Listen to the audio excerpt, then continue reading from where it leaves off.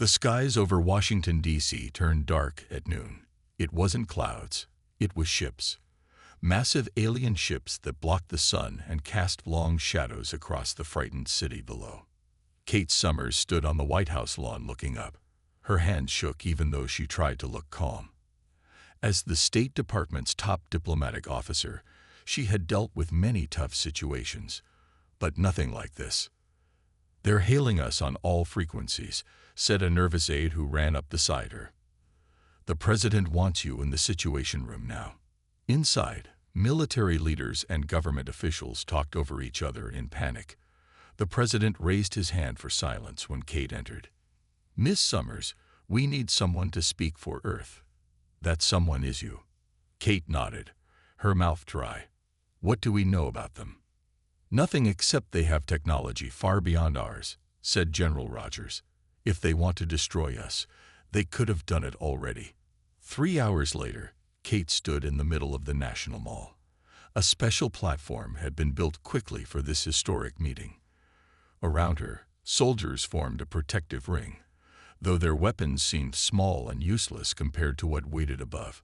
A beam of blue light shot down from the largest ship. Within it appeared 3 figures. They were tall, at least 7 feet, with gray-blue skin and large eyes. Kate stepped forward as they approached. The tallest alien spoke, its voice somehow perfect English. "I am Ambassador Zextal of the Phyrexian Primacy and the Galactic Council. We have watched your world for some time." Kate introduced herself, trying to keep her voice steady. "Earth welcomes you in peace." Zextal's large eyes blinked slowly. "Your species has reached a critical point. You have atomic power, early space travel, and global communication. The Council has voted to extend an invitation." "Invitation?" Kate asked. "To join the Galactic Council as a protectorate species. You will receive protection, limited technology sharing, and permission for supervised space travel within this region. In return, you will follow Council laws and trade agreements." News cameras broadcasted everything to billions of scared and amazed people around the world. Kate chose her words carefully. "This is a generous offer that requires careful consideration. How many species belong to this council?" 327 spacefaring civilizations spread across what you call the Milky Way. The council has maintained peace for 12,000 years. As they talked, Commander Jack Miller watched from nearby, studying every detail of the aliens and their technology. His orders were simple: assess their military capabilities. What he saw filled him with both wonder and worry. The aliens moved with an easy confidence that came from knowing they held all the power. Later that night, world leaders met virtually to discuss the offer. Many wanted to accept immediately. "They could have conquered us without talking first," the British Prime Minister pointed out. "This seems fair." But Kate noticed things during the meeting that bothered her. Small things, like how Zextal spoke about younger species with barely hidden dismissal. How the technology they offered seemed carefully limited. "What happens if we refuse?" asked the president. Kate thought carefully before answering. Ambassador Zextal emphasized the Council's peace record, but also mentioned that unaligned worlds often face developmental challenges. "I believe that was a polite threat." Jack Miller joined the meeting with his initial assessment. "Their ships have weapons systems unlike anything we've seen. Energy-based, possibly capable of targeting small areas with extreme precision. They could wipe out our military centers without harming surrounding civilian areas." But world leaders grew quiet. 1 week after the ships arrived, Earth gave its answer. In a formal ceremony, Kate presented humanity's acceptance of protectorate status. The crowd cheered as Zextal welcomed Earth to the galactic community. Only Kate noticed the slight smugness in the alien's expression. Only she wondered what humanity had really agreed to. And only Commander Miller, watching the alien ships with military eyes, realized the truth. They weren't just visitor vessels. They were a battle fleet designed for war. 5 years passed since Earth joined the Galactic Council. The small human embassy on Nexus Station felt cold and unwelcoming. Dr. Alan Walsh stared out the curved window at the massive space structure that served as the council headquarters. Thousands of alien ships moved like fish in a cosmic sea. "Still homesick?" asked Diane Powell as she joined him at the window. The xenanthropologist had spent most of her time studying the 100 different species that lived on Nexus Station. "Not homesick," Alan said, "just frustrated." He turned away from the view. "We've been here 5 years, and they still treat us like children. The Vrexians won't share any meaningful technology. We can't vote on council matters. We're just here." Diane nodded. "I met some Tellarites yesterday. They've been council members for 400 years and still have protectorate status." Alan's eyes widened. 400 years. I thought this was temporary until we proved ourselves." "It seems temporary means something different to species that live for thousands of years," Diane said. They walked together through the curved hallways of the station. Aliens of all shapes moved past them. Most ignored the humans completely. A few gave looks of mild disgust, like people noticing insects. "Ambassador Summers wants us at the lower council meeting," Diane explained as they walked. "The Vrexians are announcing new technology regulations." The meeting chamber held representatives from 50 species. Humans sat in the back row with other newer council members.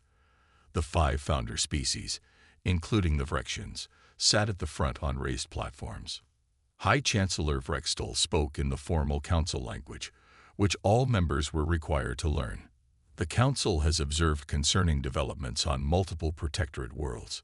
Unauthorized technology research continues despite our guidance." Alan listened carefully as the Vrexian continued. "For safety and stability, all energy research beyond Grade 3 must receive prior approval. Violations will result in sanctions." Kate Summers, now Earth's ambassador, raised her hand to speak. This itself was unusual. Protectorate species rarely spoke at council meetings. "High Chancellor, Earth respectfully asks for clarification. Grade 3 energy technology is barely more advanced than what we had before joining the council. This new rule would halt most of our research programs." Vrextal's large eyes blinked slowly. "That is the point, Ambassador Summers. Young species often hurt themselves with technology they don't fully understand. We protect you from yourselves." After the meeting, Alan, Diane, and Kate gathered in the small human embassy office. "This isn't protection. It's control," Alan said angrily. "Earth was developing clean fusion before we joined. Now we can't even continue that work." Kate looked tired. "I'm beginning to see a pattern. Every time we make progress, new rules appear to slow us down." "It's not just us," Diane added. "I've been talking with other junior species. The Nilarians have been stuck at the same technology level for 600 years. A soft chime interrupted them. A small alien with blue-green skin entered the office. Alan recognized him as Kirval, a member of the Illyri species. "Forgive my intrusion," Kirval said quietly. "I overheard your concerns in the council chamber." He looked around nervously. "There are others who share them. Would you join us for a private discussion?" That evening, Alan and Diane followed Kirval to the lower levels of Nexus Station. In a small meeting room, representatives from 6 other junior species waited. "We have formed a discussion group," explained Kirval. "Nothing illegal, just sharing our experiences." A tall, thin alien named Jor spoke up. "My species joined the council 800 years ago. We are still waiting for full membership." As they talked, Alan realized something important. Each species had different strengths. The Illyri understood biology. The Tellarites were masters of material science. Humans excelled at creative problem-solving. "What if we shared knowledge among ourselves?" Alan suggested. "Not breaking council rules, just helping each other." The aliens looked at each other with new interest. Meanwhile, in another part of Nexus Station, Vrextel met with the council security director. The humans continued to ask questions. Vrextel said, "Watch them carefully. They remind me of the Arcadians." "The Arcadians?" asked the director. They were eliminated 5 centuries ago. Precisely, said Vrextall.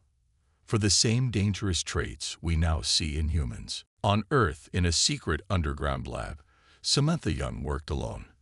The room was filled with strange equipment, some human-made, some built from smuggled alien parts. For 3 years, she had worked on something forbidden by council law, combining human ideas with alien technology. Samantha wiped sweat from her forehead and connected the final wire to her device. It was small, about the size of a shoebox, with a glowing blue core. "Power test number 15, she said to her recording device. 3, 2, 1. She pressed a button. The machine hummed to life. Blue light filled the room. On her computer screen, energy readings climbed higher and higher. "It works," she whispered, eyes wide. "It actually works." Her energy generator produced 10 times more power than council-approved technology, using half the resources.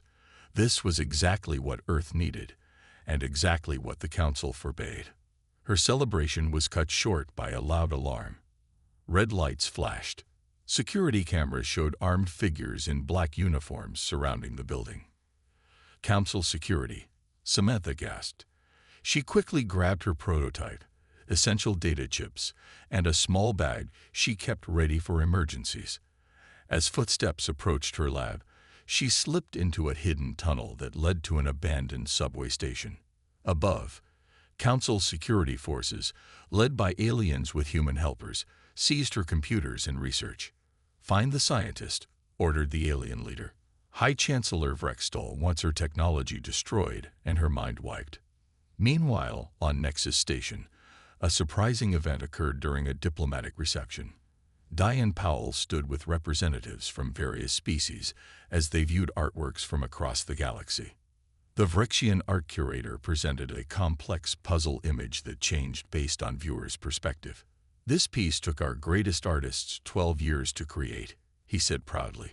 "The patterns are mathematically derived to create different scenes from different angles." Diane studied it for a moment. "I see 7 distinct pattern sets," she said casually. "The central geometric sequence creates the transformation effect." The room fell silent. The Vrexian curator stared at her. "You decoded it just by looking."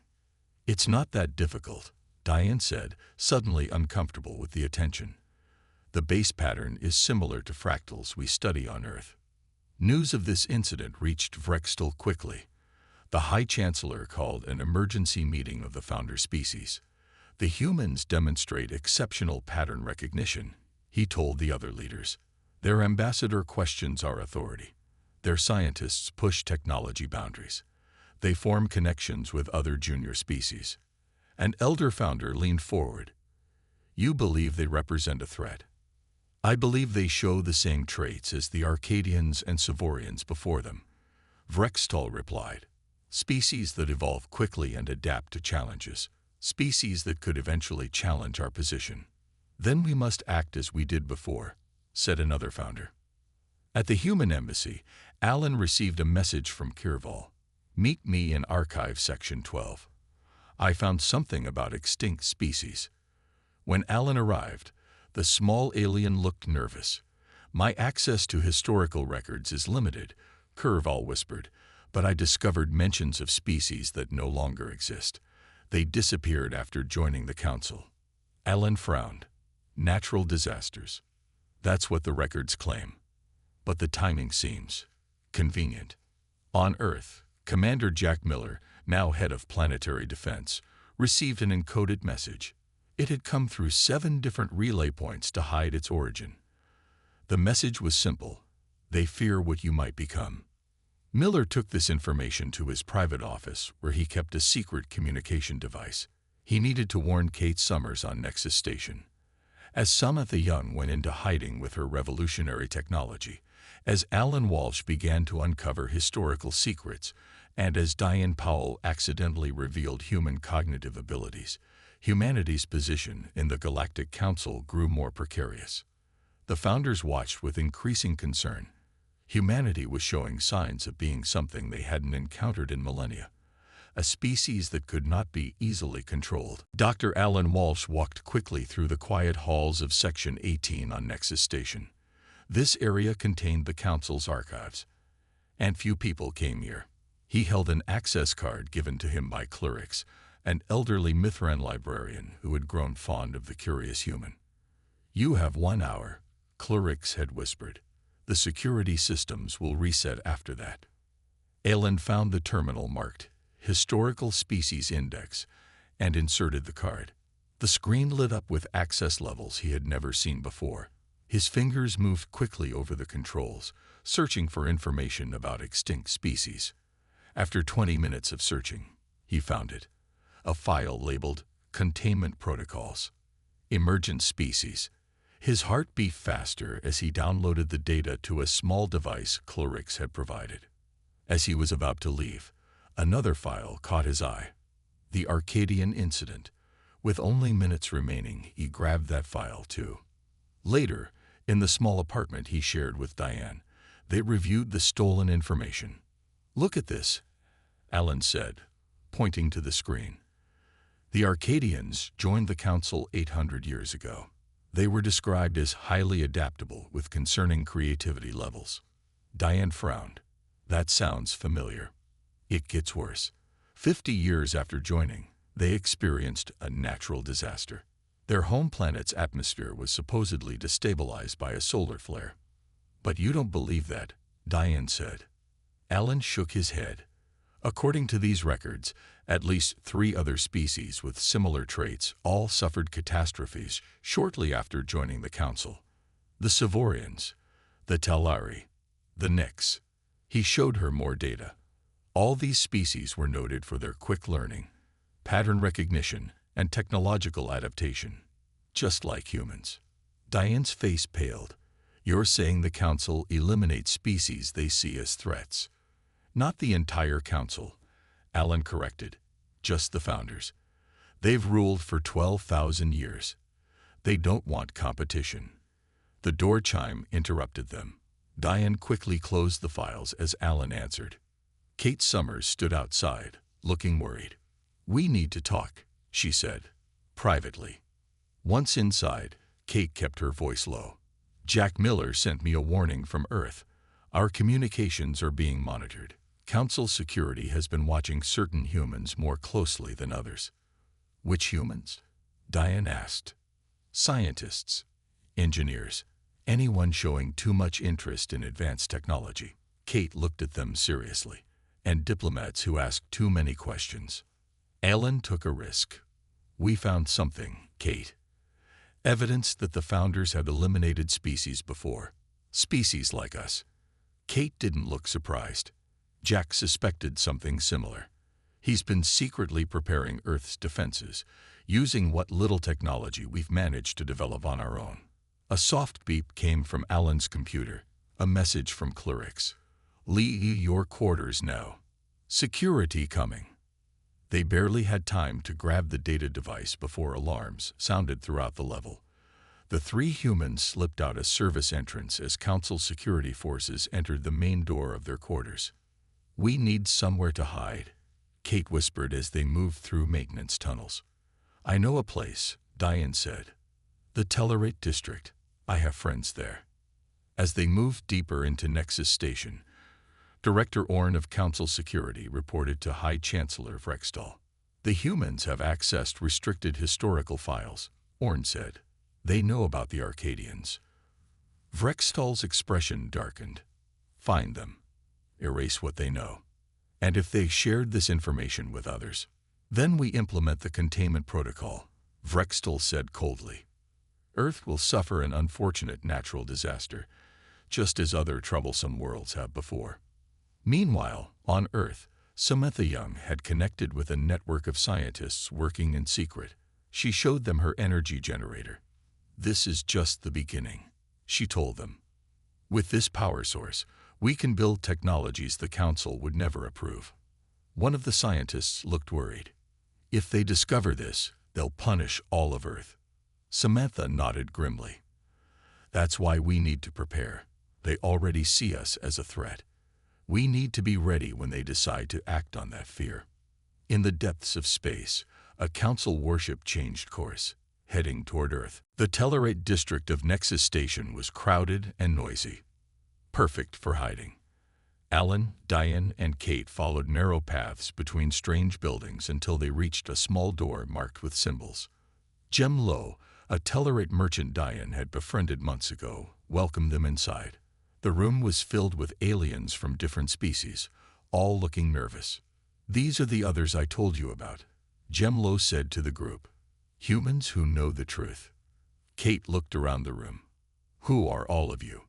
A tall, thin alien stepped forward.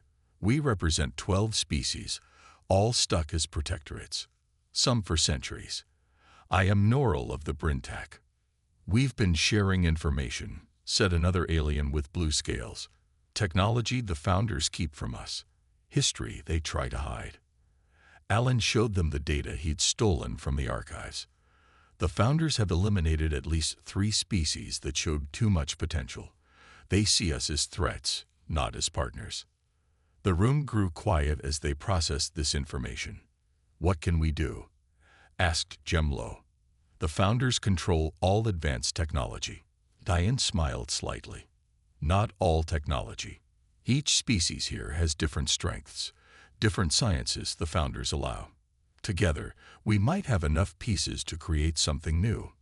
Meanwhile, on Earth, Commander Jack Miller received an urgent alert. Long-range sensors detected a council warship approaching.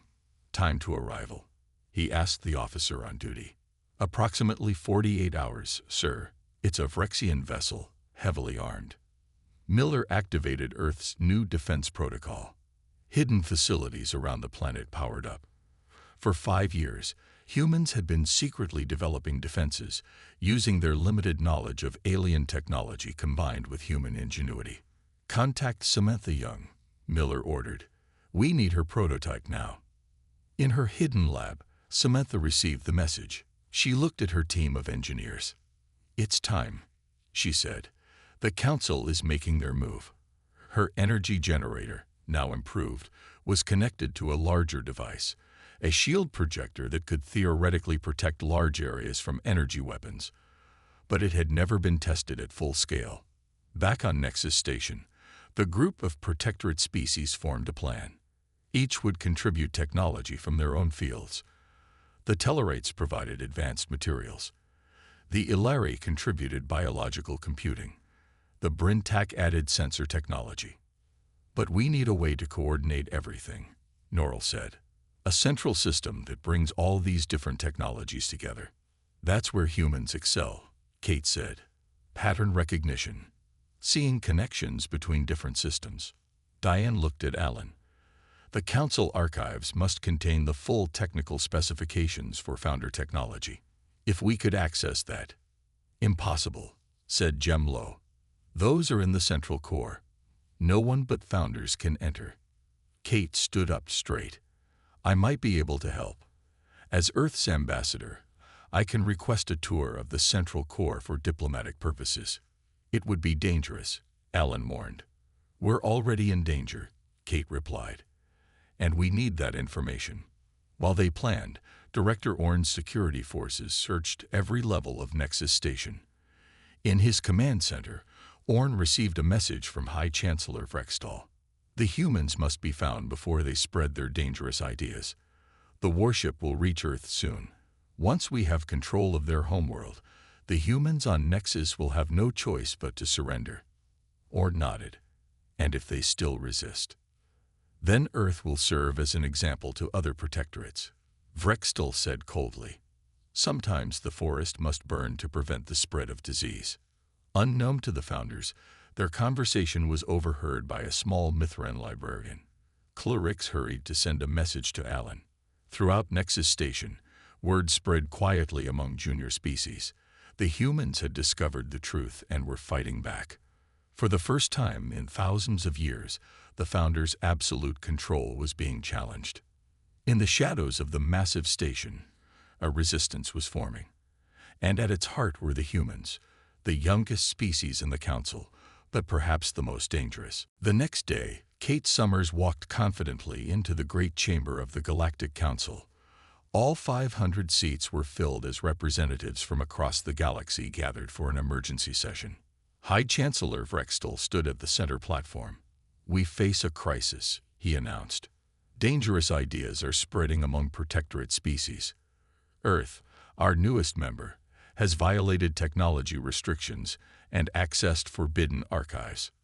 Whispers filled the chamber. Kate took a deep breath and stepped forward. "I request the right to speak," she said clearly.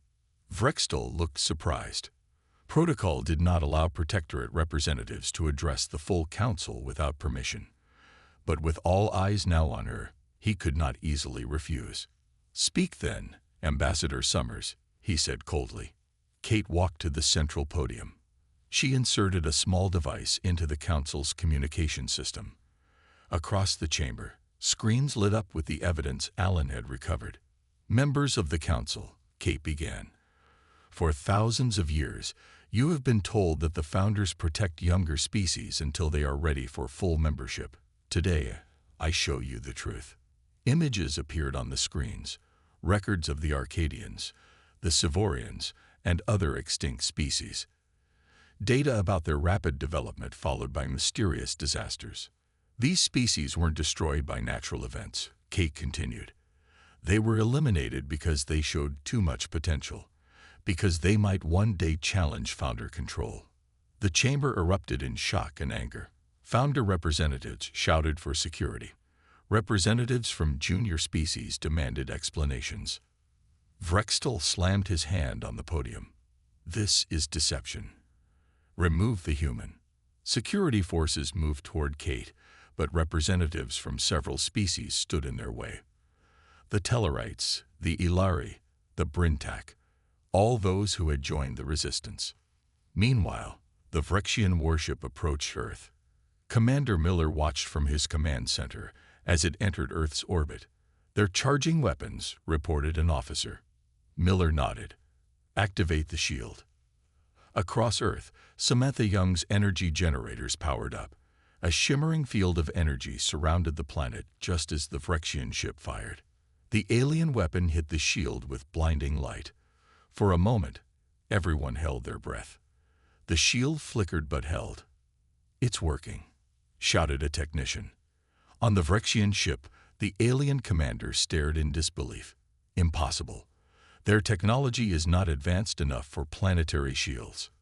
He ordered another, stronger attack. Again, the shield held.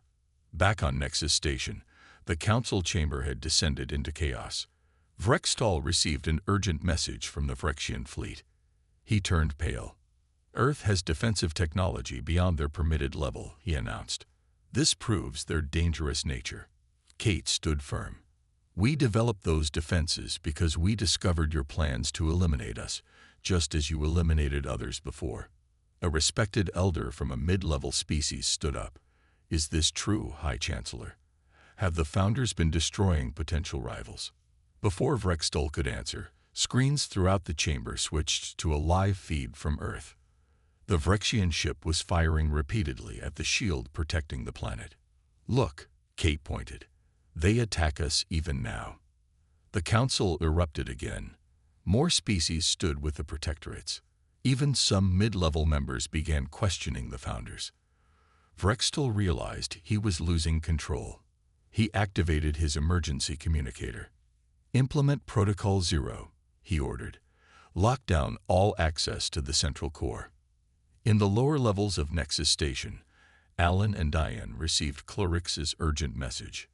"The founders are activating emergency protocols," the Mithran librarian warned. "They will shut down all opposition using the station's central systems."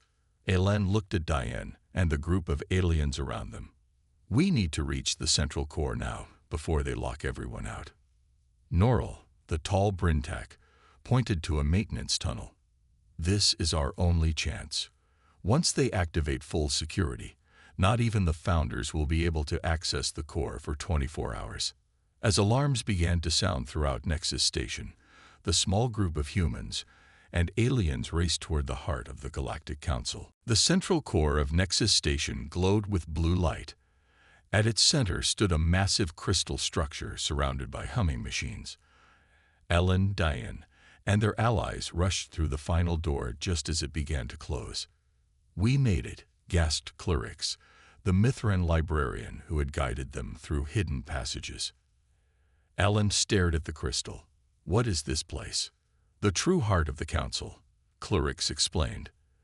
"This is where all decisions are really made." A soft voice filled the room. "Unauthorized presence detected. Security protocols activating." Norrell, the Brintak, quickly connected a device to a control panel. "We have minutes before they can override the lockdown and reach us." Alan approached the crystal.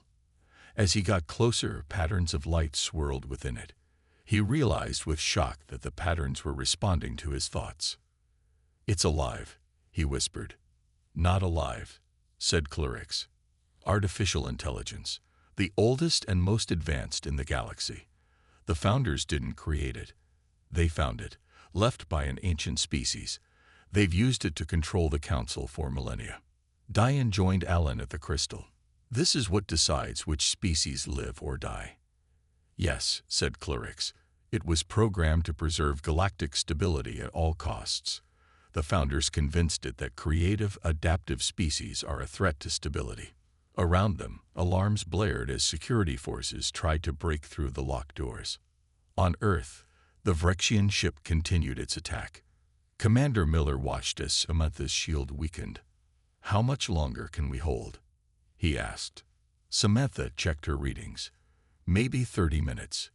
Then we're defenseless." Miller nodded grimly. "Then we fight to the last." At that moment, across the station, Kate Summers stood firm in the council chamber as Vrexian guards surrounded her. "The truth cannot be hidden anymore," she told the assembled representatives. "For too long, the founders have used fear to control us all." Many council members were now openly supporting her. Species that had been silent for centuries found their voice. Back in the central core, Alan had an idea. He turned to the group. "This AI controls all council technology. If we could reprogram it." "Impossible," said Norrell. "Its code is beyond our understanding." "We don't need to understand it completely," Alan argued. "We just need to change its core assumption, that diversity is a threat to stability." Diane's eyes widened. "Of course. In nature, diverse ecosystems are more stable than simple ones. The same is true for societies. They worked quickly, each species contributing their unique knowledge. The Tellarites understood the physical systems. The Ilari knew biological computing. Humans provided the creative connections between different approaches. As they worked, the crystal's lights pulsed faster, responding to their combined efforts. Outside the core, Vrextal arrived with elite security forces. "Break down this door immediately," he ordered. "They must not be allowed to corrupt the central intelligence." Inside, Alan placed his hands on the crystal's surface. "We need to show it another way," he said. "Not control through fear, but cooperation through respect." The crystal glowed brighter as it processed the new information. Images of diverse species working together flashed through its structure, data showing how different perspectives solved problems more effectively than uniform ones. "It's working," Diane whispered. Suddenly, the crystal flashed with blinding light. Throughout Nexus Station, all systems paused. On the view screens in the council chamber, on ships throughout council space, and on Earth itself, a message appeared. "Error in foundational programming detected. Reassessing core directive." The attacking Vrexian ship suddenly powered down. On Nexus Station, security forces stopped their advance. The crystal continued to pulse with new patterns. Directive updated. Galactic stability through diversity, not conformity. All species to be evaluated on merit, not age or origin. As the doors to the central core finally opened, Vrextal found not rebels to arrest, but a changed central intelligence that no longer served the founders alone. Throughout council space, power structures that had lasted thousands of years began to shift. Junior species were granted new rights and access to technology. Earth's defenses were recognized as legitimate. In the heart of the Galactic Council, humanity had not conquered, but transformed. A new era had begun, one where all species could rise together.